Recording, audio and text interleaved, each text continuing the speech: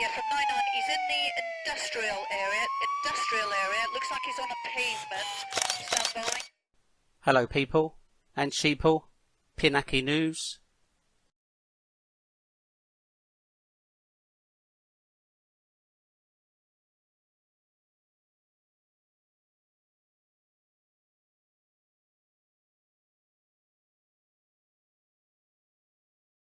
So here I am, brought into police custody, where I'm searched and I have a bunch of data mining questions thrown at me, for which I choose to refuse to answer, including my name and address obviously, except for the question where they ask if I'm feeling suicidal. So I answer that question with a no, so they don't get any ideas to strip me naked and put me in a cell in a paper suit. Anyway, I've denied all their questions, but I do mention that I am registered disabled. I'm not going to go into details about everything that's physically wrong with me, but I will tell you that I take some very strong painkillers for perforated discs in my spine, and I take other medication so I can eat food. As you know, in these situations, the custody sergeant will ask you your name and address, for which I refused. And I also refused fingerprints, photographs, DNA and the biometric process, which I'm entitled to do, because the offence I've been arrested for is not recordable, and you are only obligated to provide fingerprints, photograph, DNA swabs, etc. if it's a recordable offence.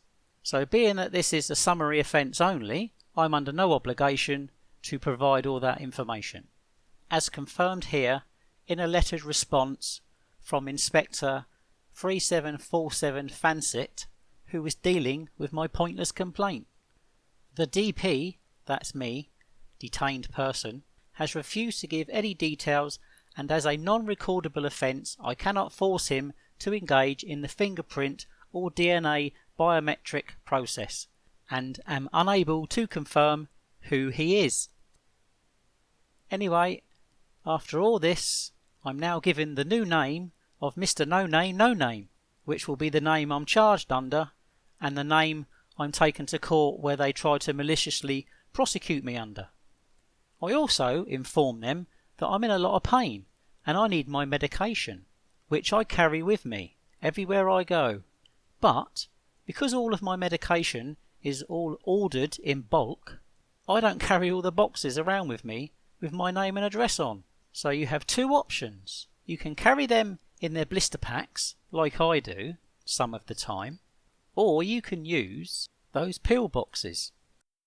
But I choose to carry my medication around in their blister packs. So I'll tell them I need my pain medication, but I'm told by their healthcare professional that it's against the law for him to give it to me, unless I give him my name and address. Now there's a surprise. This all becomes a factor later, as part of the torture in the cell, where I'm asked if I'm okay, and I'll reply no, I need my medication, followed by, well, give us your name and we give it to you. And all while this is happening, my condition is getting worse. And now you can add the fact that I can't eat any food because I need some of my other medication, which they will also refuse to give me, all while stating it's against the law, because I don't have my name and address on my blister packs. Well, will anyone be surprised if I told you there's no law whatsoever governing whether a healthcare professional at a police station can allow you to have your own medication that you carry around with you if it hasn't got your name printed on a label? There is, however, some guidance for healthcare professionals working at a police station, and that guidance states that it's at their discretion. There's a document called Safe and Secure Administration of Medication in Police Custody that states, in Appendix A, Assessment of Patient's Own Medication, Assessment Criteria: 1. Label. A. Medicine is clearly labelled with patient's name. This may not always be present for items where it is usual for the dispensing pharmacy to label the outer packaging. In this case, it will be necessary to assess the risk of allowing or not allowing the patient to use the medicine, as long as the medicine name and strength are clearly visible on the container and correspond with the contents, which they do if they're in a blister pack. Also states blister strips, check the strips for manufacturer's expiry date and do not use if passed. But my point being is it's at the health professional's discretion whether they allow me to take my medication or not, and there's no other reason why I would be carrying that kind of medication if it wasn't for the conditions that I have. So they know the medication is obviously mine. I'm requesting it for the now conditions that I've informed them that I have, but we're in a fight for my ID, and they're going to use this over the next 18 hours as a possible negotiation tool to get my name and address. But I'm a stubborn bastard. And just to show how determined they really were to use my medication as a bargaining tool, on my arrival to Southampton I popped into Sainsbury's and bought myself some over-the-counter, off-the-shelf Gaviscon indigestion tablets, because my prescribed medication for that comes in a bloody great big bottle. So I purchased a blister pack of about 24 tablets for my acid reflux. So I asked the healthcare professional if I could have an indigestion tablet to calm down the acid reflux that was burning my throat. But no, you can't have any of those because it's not got your name and address written on the box. That would be the box I've just purchased over the counter at Sainsbury's. However, they said, give us your name and address and then you'll be allowed to have one. Yeah, you can see where this is going, can't you? So here I am, sat in my cell, Mr. No Name, No Name, in agony because my pain relief has worn off, with acid reflux, burning my throat, and the police withholding all of my medication because they're using it as a bargaining tool, waiting for me to cave in and give up. At about every 30 minutes or so, I have a custody officer come and check on me, ask me if I'm okay and do I need anything. I will reply, yes, my medication. They will reply, well, if you just give us your name, then you can have it. This goes on for many hours until the duty solicitor turns up for my interview. I speak to the duty solicitor alone and explain to him what's happened and why I'm here, and he listened while trying to stay awake because he's been up since 7 o'clock and this is now about 11:30 at night. And it's with this interview with my solicitor that I first get to see what statements are made against me, all by the police, by the way, none by any members of the public. So let's take a look at my case papers, which is Regina v. No Name, No Name. As you know, I was being accused of acting in an antisocial manner whilst standing across the street, minding my own business, recording a video, when a police officer, using Section 50 of the Police Reform Act, requested my name.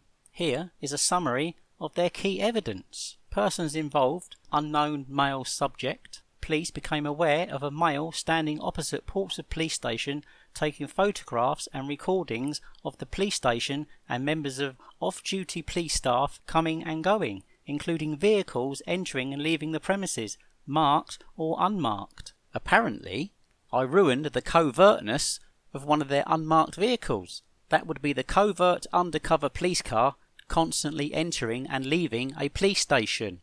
It also appeared that the male intentionally zoomed his camera into the kitchen area of Portswood police station as the window was open, and the taser room. Well, you can all see the video and no one would know that there's a taser room there.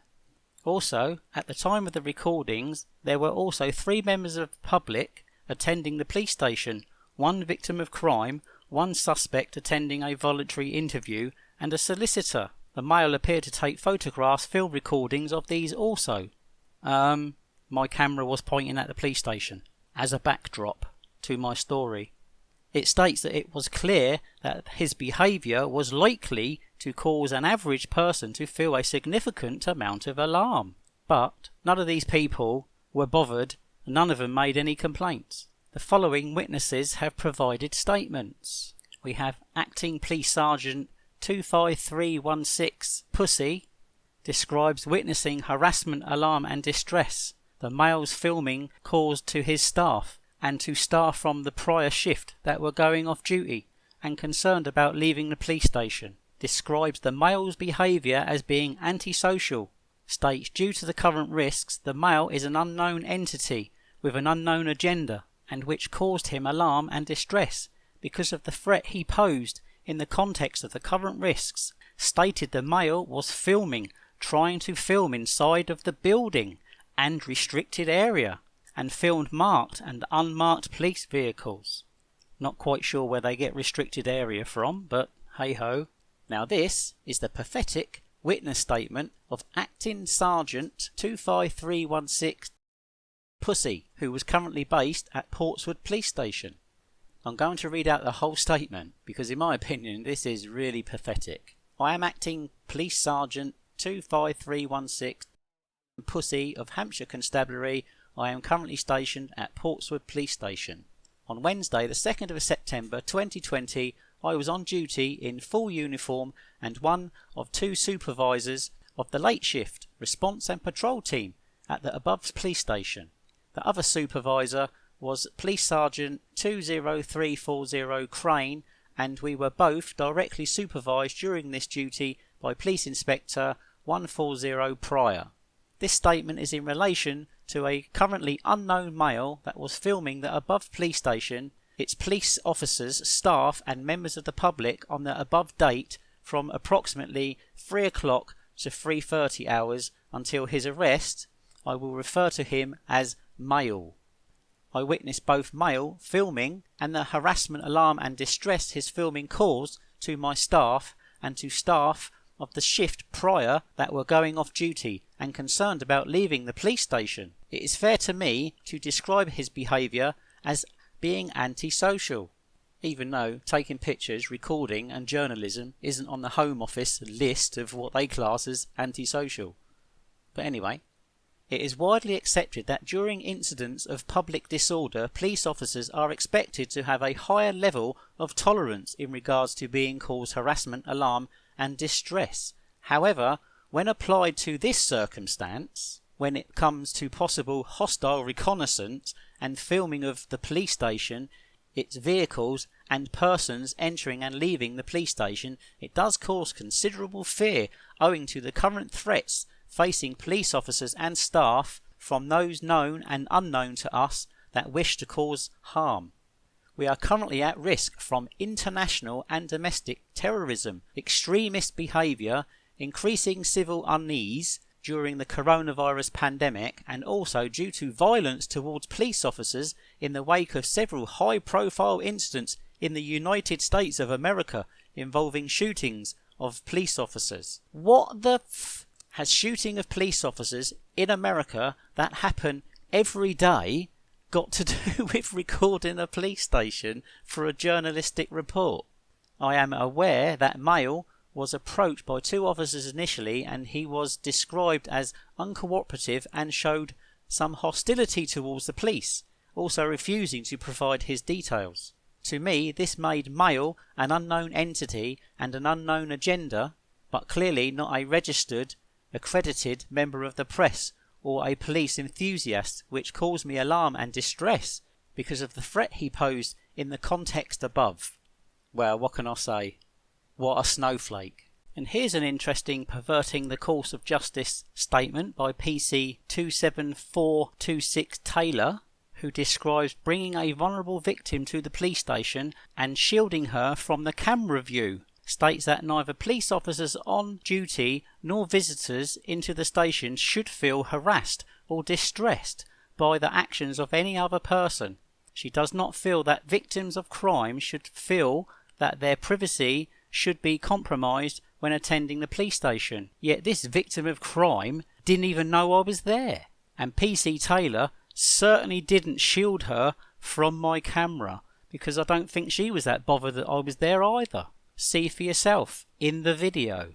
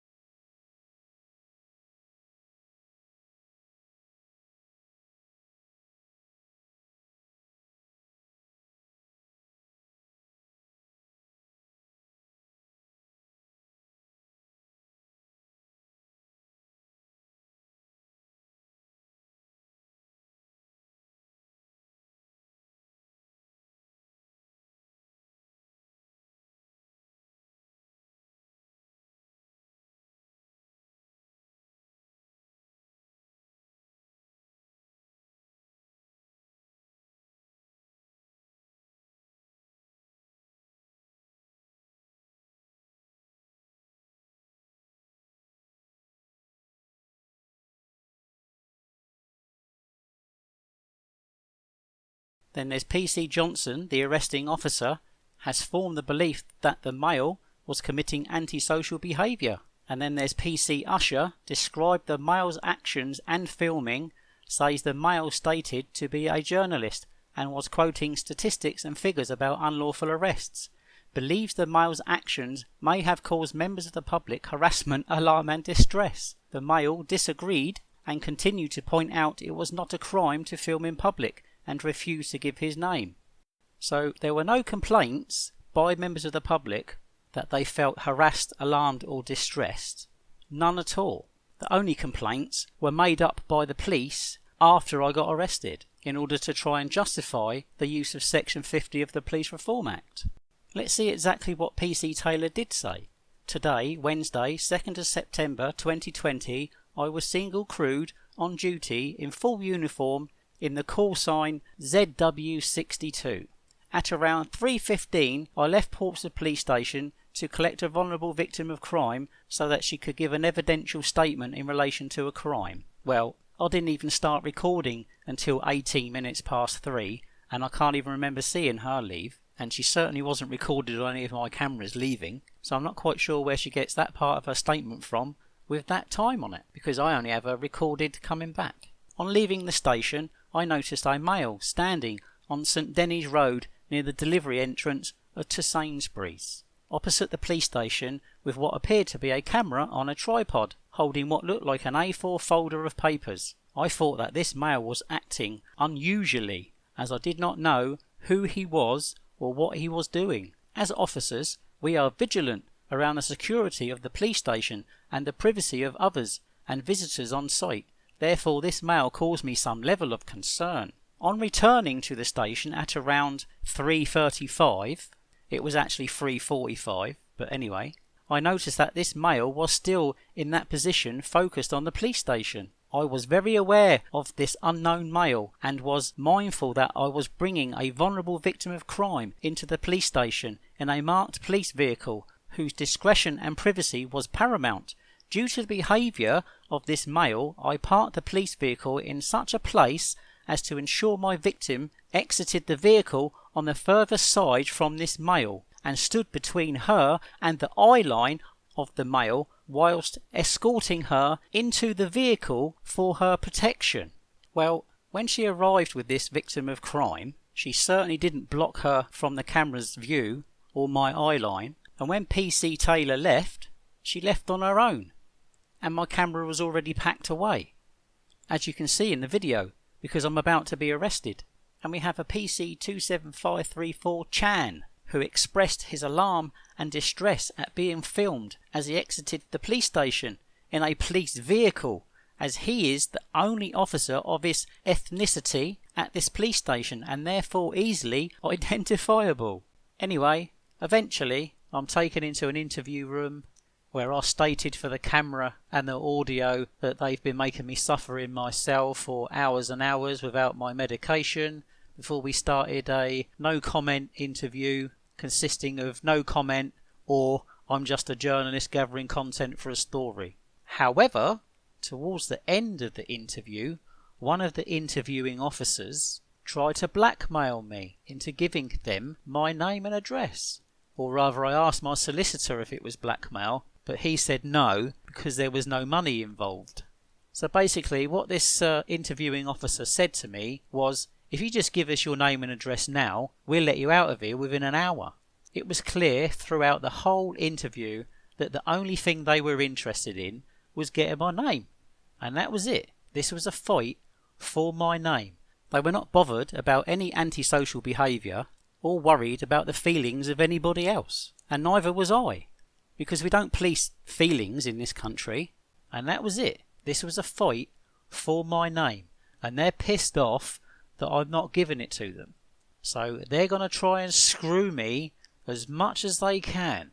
So the interview's over. I'm taken back to my cell where I'm charged and told that I'll be going to court in the morning to speak to the magistrate. But after a few more hours in the cell, in agony, because they're refusing to allow me to have my medication, they come in and tell me that they're taking me to the hospital, where I can give them my name and address in confidence, so they can look me up and then provide me with my medication that the police already have. So off I go with 2 schoolboys dressed up as police officers, placed in the back of a van and taken down to Southampton General Hospital, where I'm placed in handcuffs so I don't run away, and escorted into the main A&E reception, where everybody is masked and gloved up because COVID is just starting. These 2 police officers explain what's going on and inform a senior nurse that I have to give them my name and address, but they're not allowed to hear, so the hospital can then provide me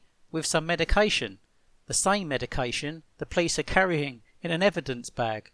The senior nurse then shouts at these 2 officers and just says, "Give this man his medication. You've got it right there in your hands." "We're not allowed," they said. The nurse looks at another nurse in disbelief. So eventually I give another nurse my details so she can look me up and find my NHS number. Then eventually I'm taken upstairs to a ward where I'm put in a cubicle to speak to a consultant, who then brings me all of the medication that I need. She then tells the 2 young police officers to bugger off because she wants to have a private conversation with me. They look a bit worried, but they comply anyway and bugger off up the ward a little bit.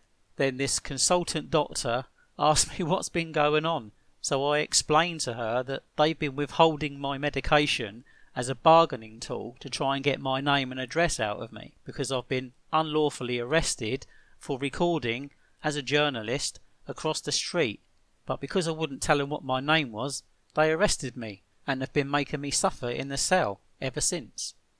Now the consultant doctor calls the 2 PCs back and asks them what's going to happen in a few hours when his medication is up for renewal again.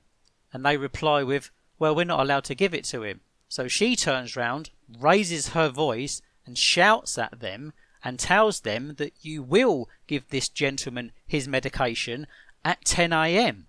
and that you will give him all of his medication and some food. So they are to inform the custody sergeant or the healthcare professional when they get me back to custody. As I was being led out, there was another nurse who brought me a sandwich, because now I can eat some food, because I've had my medication, which I need in order to eat food, otherwise there's going to be complications. I did make a subject access request for the hospital files that showed my condition when I was brought into hospital. I'm not going to read it all out to you, but let's just say my blood pressure was through the roof due to the pain I've been suffering for an extended period of time. Right then, I'm now back at the police station and placed back in my cell, where I try and get my head down to try and get some sleep. Now I've had some pain relief and it's starting to kick in. My cell door opens a few hours later, where a couple of Serco employees asked me to put my boots on because I'm on my way to court. So I'm handcuffed again. I hobble to the Serco van, where I'm placed in what looks like an upright coffin, barely big enough to fit in. And I'm not big. I am placed in one that has a little window though, because they know I suffer with claustrophobia and cleithrophobia. So I push my face up against the glass window and take the ride to court, where I'm placed in another cell while waiting to see the magistrate.